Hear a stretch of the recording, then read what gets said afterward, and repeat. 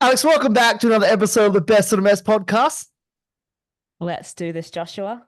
Let's Mate, succeed, as we just spoke let's, about. let's succeed. You've been traveling, exploring the world. I've been Yes, yes, I reading, have. learning about the world. I'm going to give you an interesting. I'm going to get straight into some stuff today. I think I've got some Okay. things I want to chat about, and our listeners have been waiting a long time, so we thought we'd come back with some fire. Yeah, let's do it. Let's do it. I think I've been thinking a lot, and the more you go through life, the more you indulge and the more you explore as you go through life, not just go through life. And you explore and you learn and you see different things and you experience different things. I really get this feel that it becomes a little bit grimmer, bit darker. We get these darker understandings of how the world kind of works. And I put this like this because as a child, we're given these worldviews, but they're sheltered worldviews. They're sheltered worldviews from our parents and our caregivers and our teachers and whatever. We're given this certain kind of view of what the world is. And then we leave the comfort of the home and we leave the comfort of our parents and our teachers and we start to dabble in things. We get into the workforce, we go into professional sports, some of us, we go into, we go traveling. And as we do these things, we start to see things that just affect and just chip away at the positive, rosy colored worldviews that we've been brought up with. That's what I think. I completely agree with your thoughts. I think more so now than ever, now that I've I'm not just going from season to season and traveling everywhere and just not having any time to think. Now I have almost too much time to think. And I guess I've been in a way reflecting on exactly what you just said, especially after my little overseas adventures Mm-hmm. more recently, and just learning about things that have happened in different countries that aren't, stuff that I learned in school, or things that I heard about from people in my community or in a circle. So yeah, I've just been exposed to a whole bunch of different conversations and different learnings over the past few weeks that have been very grim. And I guess I'm still going down that processing path. But yeah, I Mm-hmm. completely agree that we are. I guess yeah, you come into this world and you just I don't know the word for it, but I mean you put it really well in terms of, you get this idea from your family and your teachers and what's Mm-hmm. around you, and then when you go off on your own, it's like, Mm-hmm. oh shit. Yeah. Things start to open up a little bit. Yeah. And yeah, I think like at each stage in your life it kind of happens, and I'm definitely going through a stage of that right now. Yeah. Um, but yeah, it's a very interesting thing to ponder. Yeah, and this came to give context for the listeners at the moment. Also, while we're on this, a shout out to our Netherlands listeners. I did receive a WhatsApp message this morning saying, "Where's our podcast at? We've been dying to hear it, so here it is." And everyone else around the world listened to us. um, Now the reason this come up, speaking of going around the world, is that you traveled to Cambodia. You mentioned Cambodia as one of them, and now we can always get into the trip another episode, which we'll probably get into, and we could talk on travel. But one thing you mentioned is the genocide that you saw, or the not that you saw, but you saw of and you learned about the Cambodian genocide and things that had happened there, which is extremely terrible and is an extremely dark stain on that country, and not just Cambodia, but there's been all throughout the world. And it's it's a really interesting one when we do experience these things, which aren't normal, which are not things that we've grown up with in our country, and we don't necessarily hear about these things growing up. And so I think from our conversation off air and your talk on what you've now been exposed to, and in a small way starting to think about how the world is a little bit grimmer than we think. This isn't a grim show. This is not going to be about a grim show. It's more of a realistic show. And I think it's the way we talk about what's happening, the reality of situations. To me, it comes down to understanding. The more we can learn, the more we can experience, and the more we can explore and we can question, the more we get to understand others. And in turn, we can understand ourselves and what we actually stand for and what we are okay with and what we are not okay with. Because in that time, if we're talking about Cambodian genocide, there were people who stood for that and were okay with that. Now, we don't condone them, but there were also people who are completely against that, which you would hope is the majority of the world.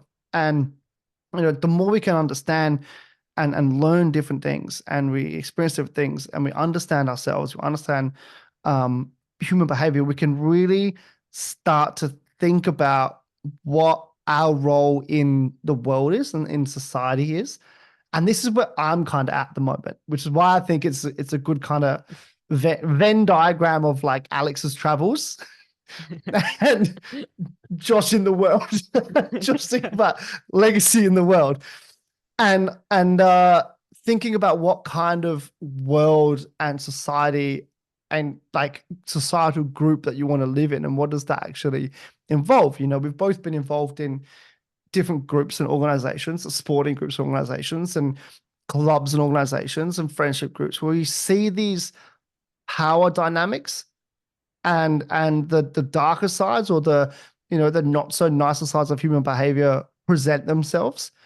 And when we are confronted with like the extremes of that, it does rock us. It's no wonder you're rocked right now. And I guess the thing for me at the moment, the thing that I'm kind of pondering, and I'd love to hear your thoughts on, is at what point, do we as individuals overcome our fear of standing out, and we overcome that and we decide to stand up and talk? At what point is that? Where does that sit for you, and what does that bring up for you when I say that? I think, like, for me now, I don't feel, I would say, like, super confident in speaking out. Like, I speak out about the things that I know and that I have experience in. And then I feel like, something like going to Cambodia for 6 days and just mass learning everything I possibly could about the country in that time. I find it like hard to speak on because obviously Mm-hmm. I wasn't, there during that time. I don't know a lot of the things that happened. I have a pretty decent understanding of some of the things that have happened. And I've been able to see, firsthand a country like rebuild and grow from that. Mm-hmm. And use it as a reminder to never go down that path again. I think like one of the things that has really stuck with me was when I was walking through the killing fields, and one of the last things that's said on the audio track is that, you know, you're now a part of history being here and learning about this. Take that along with you. So we like and in a realistic sense as well, like there will be other genocides. There will be more genocides, and we are living through them right now. And this was recorded years and years and years and years ago. And people are going there and listening to this every day. And it's like, fuck, I feel so helpless. Like I can't. I'm like, they're literally like, I'm walking on a memorial site, Mm-hmm. and people will be doing that in the future in other countries that are going through genocide right now. And it's like, how can we just fucking stop this? Stop Mm-hmm. that, like what to me seems like absolute madness I feel helpless. I can Mm-hmm. only, educate myself and provide comfort and support, but fuck, like what's that actually doing? Like there are Mm, people literally dying every day, and it's like we're talking the most brutal deaths. Like in the killing fields, we walk up and there's this massive tree, and they just explain, oh yeah, this is where they would bang the babies' heads, like smash them against the tree and then throw them into a pit. mm-hmm. I'm like, what the actual fuck? Like, these are things that like growing up, you hear about really messed up things. But Mm-hmm. unless you're actually there and then living, listening to a survivor talk about this or about stumbling across this like absolutely horrific place, and then walking in to the part where they've got all of the skulls and bones that have been found just lined up, and like to this day they're still finding teeth and bits of bones and bits of clothing because it was a mass fucking grave. Like it is insane to think that things like this are still happening and Mm-hmm. people are getting treated so poorly. Like have we not learnt from this? Mm-hmm. Like I feel stuck. Like I see that and I feel stuck. And then I go to another country, just being in Berlin, and I stumble across the Berlin Wall Memorial, and I'm like, what the fuck? Yep. Why'd they build a fucking wall? Like Yep. Yeah. so, like, and then I feel bad for not knowing all these things that have happened in all these countries. Like, I would Mm-hmm. love to sit down and just learn the history of all of the countries. I think that is such an important thing to do, and I will make more of an effort to do that now. Mm-hmm. But it was so painful. Like, and I didn't even have to go through that. And it was painful just walking across that and hearing the stories and seeing what happened to people and just thinking, why the fuck did this have to happen? All of these people dying and getting tortured. Yeah. So I'm in that place of like, Yeah. yeah, like You kind of you. and then I come back to Australia and I am in the house that I just bought with my loving partner in a country Mm-hmm. where it's, mostly safe to be in a same-sex relationship. Like I've got a lot of privileges here. And it's so fucking hard to like comprehend all of those things in such a short amount of time. And Mm-hmm. that's where I'm at right now. Like it is really tough. And that's why Yep. we that's This why this is and. the like this is literally the like full transparency. This is like the third attempt of trying to record today because Mm-hmm. I couldn't. I was emotionally, I wasn't there. Like we had to talk through things before recording this episode. I was ruined, and I mean I still am. I'm now at my angry stage, but Mm-hmm. like fuck, I just call me naive, but I don't get it, and it makes me fucking furious, and I feel helpless, and all I want to do is help. And Mm-hmm. the way that I think is surely everybody wants that, but clearly there are other views. So Clearly, there are other views. There are other views, and this you talk about the last two times we attempted to record this one today, and it turned into Alex therapy. That's what we had to yeah, we had to we had to we had to get through this. And you're talkative now. You're talking now, which is great. And I'm sure much better. people are okay with this. It was what I and what we talked about in the last therapy session. I think we went over about 2 hours, didn't we? It was a good one. It was like 2 hours worth. Yeah. In the last one, we kind of got to the end where you did start to talk a bit more. And when we think about what you've just gone through and what you've witnessed yourself, you've become aware of some shit that isn't doesn't vibe with you and shouldn't vibe with hopefully most people. And when we think about the things that have happened and we distill them down to the individual form, this is where we kind of go. And a big focus of mine is agency and taking agency and accountability for your own actions in life. Now, you, Alex Chidiak, might not be able to stop a genocide occurring. Just going to say it, Yeah. right? You might not be able to do that. But you, in your world, and you in your footballing bubble, and you in your friendship bubble, and you in your family bubble, and the circles and interactions within which you move, you can stop other things occurring. And this is where we can shift from the idea and the feeling of helplessness into the feelings of being able to be helpful and actually taking action on the things that matter to us, and whether that is, things we've talked about before, which is women in sport, and how there are in this country, as of right now, suppression, abuse, manipulation, all this like subversive shit that happens. It doesn't have to be genocidal, violent death to be extremely effective, like and to be affecting people a lot. And so I like from what we were talking about and the passion with which you've got now you're able to vocalize. it's it's nice to see.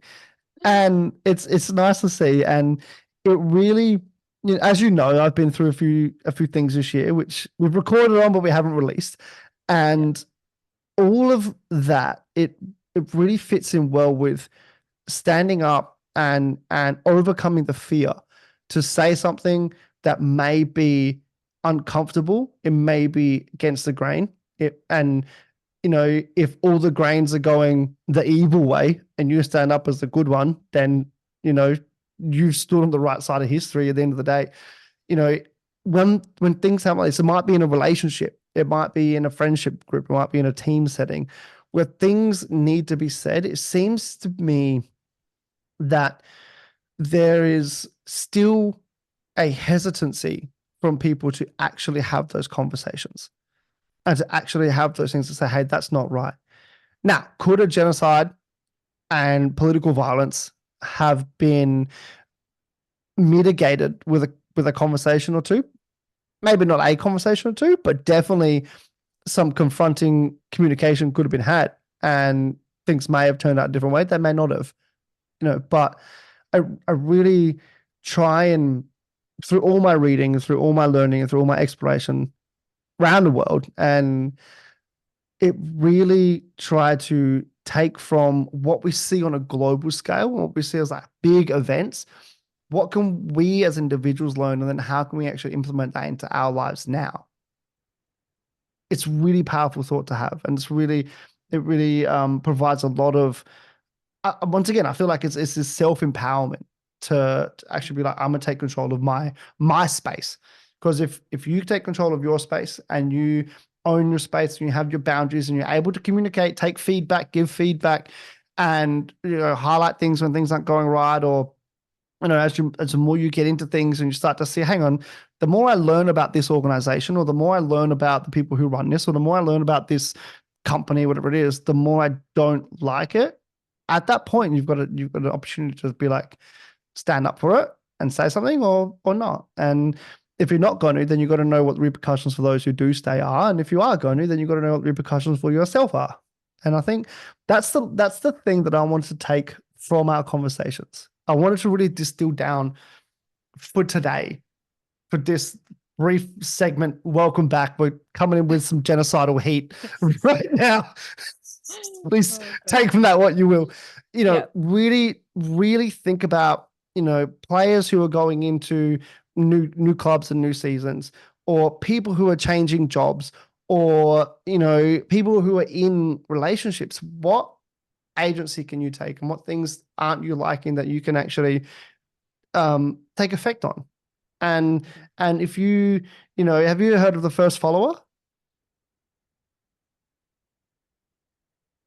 I think so.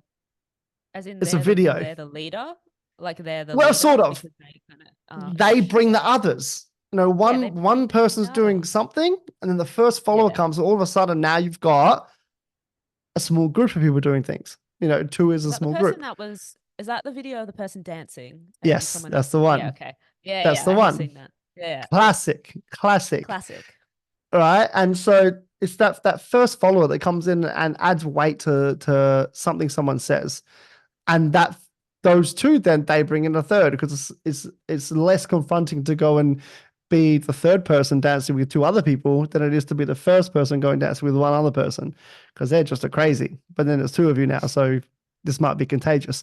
So it's that kind of concept, it's that kind of idea that wherever you are, and I fundamentally believe this. Fundamentally, it's my shining light, my north star. It's fundamentally you have the control to change things in your life that you don't like, and understanding and almost like removing the veil on the things that have happened within the world and learning from them. Not to say, oh, that shouldn't have happened. I'm just going to lament and be sad of that. It's like, cool, this happened. These events happen. What can we learn from them? And so they don't ever happen again. And how can we as individuals do that through our, democratic system of voting or through our, conversations in leadership groups at clubs or whatever it is with our partner or friendship group, there's always things that can be had. And if you don't know where to start, you can learn. And I think that's where like you will be, you're getting this Yeah. out now. Okay. But you have to start with seeing the confronting shit. You remove the rosy colored glasses and you're like, holy shit, the world is not what I thought it was. And this is just crazy shit. How can people do that? And I'm so angry at the world. Then you go, why? Why is this the case? And then how can I make better moving forwards? Yeah, I feel like because this is like the first time since I was like really young that I'm traveling not with football, not in that football bubble of like, okay, airport, hotel, training field, stadium, back to the airport, back to Australia. Like was essentially just, living in and around all of these communities. And I'm just looking around like, oh, fuck. Like things that like I knew, but I needed to go through it and actually be there and feel it, I think is the difference. And that's where all of these emotions have come from. Cause I feel like I've had this rosy colored lens of obviously I stand up for a lot of people and I stand up for things that I feel are right. But now it's like I'm thinking, do I do it with enough conviction in like a real way that can actually leave a lasting effect? Like, am I just doing it in a tokenistic way? Like, I'm starting to really look at my actions and be a lot more conscious. And I think, I want to learn. Like, I want to go down that path of like really learning and understanding so I can have these conversations and be more informed and get more out of it and give more out of it to other people to spread that along. Because fuck, grim, very grim. Is like grim is the word of the day. Like, and I like we've shared this pretty much the whole time we've known each other. Is like do what you can in your environment, like with the people that you have around you. And I've been using football for that, and you've been using your gym for that. Like it's not just a gym, we all know that. So there's more to what we've been doing, and you're way further down this life path than I am but a young soldier. Thanks for calling me old. I appreciate that. You old man, granddaddy. But like I feel like I kind of it just things started to become a little bit tokenistic. Like Mhm, I wasn't getting uncomfortable like I was when I was overseas. Like mhm. that was straight up discomfort. Yeah. And I wasn't putting myself in that. I was still very much in my little bubble. And I think that's where I want things to change. Not so I live in that and I get consumed by it like I was for the past 2 hours. Like Mhm, this is obviously, like we spoke about, a very natural process of when this happens. But it's like what you said, using that for something instead of, okay, that's fucked. Can't do anything about it. I'm not going to do anything about it. I can break it down, learn it, use my privilege in my place where I'm at to hopefully create some change somewhere. And that is the mhm, ultimate end goal. mhm, But it's so strange having this chat after it being so raw. Like mhm. because yeah, I'm just taking in everything that you're saying and being like, I'm learning. I hope the listeners are learning. Like, take some notes down. Like, I wonder where they all are with their life. Like, Well, um, we would love to hear. We would absolutely love to yeah. hear this stuff. I I'm gonna read you a text message I received from one of our listeners. I Yeah. think, and it provides some. It provides a little bit of.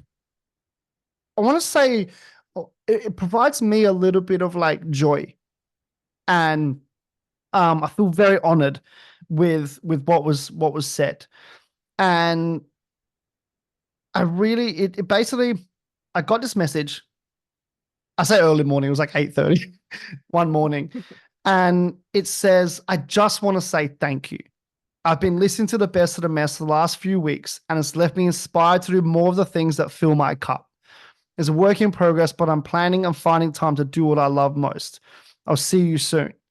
And I was like, this is so lovely because I don't think, well, I know we record this and then I edit it and then we send it out into the ether. And that's it. We Yeah. have a great chat and then it goes. And we don't Yeah. actually understand the impact or we don't actually understand there are people, we talk about our listeners, so there are people listening and they Yeah. take from it. And so with this message, I got this message and I responded. I was like, I would love to know more. Like, can you give me a little bit more on this? Like, thank you so much. Can you give me a little bit more on this? And they said, listening to the podcast has reminded me of when we were having one-on-one catch-ups last year. I was going out, I was having chats with this person weekly, and we're just talking about life, like what we do. And Yeah. they said, I got reminded of those things I want to do and just started thinking of ideas of how to make things happen. I was also inspired by the things you and Alex have done and gone through and got ideas for things I would enjoy doing. And it's really powerful to think that we can sit here and have a conversation and then people out in the Netherlands or in Adelaide or in Melbourne or somewhere in the USA can actually hear what we're saying. They'll have their own ideas on things and have right now, as I'm talking, people are having their own ideas and their own thoughts, and it can actually create some change in them, just the smallest little amount. And that's, I think, where this episode can Mhm. end, if you'd like it to, Yeah. is that through small conversations and through transparency in conversation and through openness in conversation and through, you've expressed that you're processing some things. So you're still in this phase of, I don't know what I'm feeling, I'm processing what's going on. Cool. You don't have to explore that yet. You've got to do your own internal work now. But once you get to that point of understanding what that emotion is and understanding what you're feeling and how you're feeling it, then communicating with someone else can actually have an effect on yourself and that person. And now you've got your first follower. Mhm. And then Man, from there, it can then propagate. I feel like I'm listening to this episode of the podcast. I'm like, whoa, mind blowing.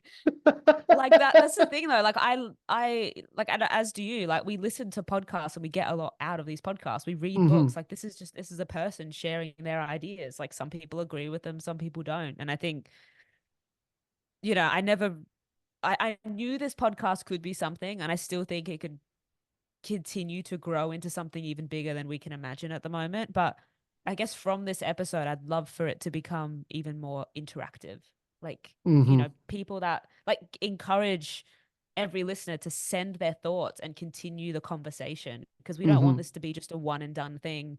We forget about it and then someone brings it up in a year and was like, oh, that was cool. Like, we want to keep these conversations going Mm-hmm. because these are things that we think about. And Yep. especially with a conversation like this, I mean, I'm sure that once this gets released, like I'm going to have different thoughts and feelings about it already. Like it's hopefully going to take its own form in a different way and it's going to continue to progress. But if I can have those conversations with the listeners, like, maybe you don't have your own podcast, that's chill. You're listening to ours, you can interact with ours and share your thoughts with us. Like that's what Mm-hmm. we want to get out of it. So I feel like, yeah, we are now in the stage of like really encouraging that collectiveness within this Mm-hmm. mess.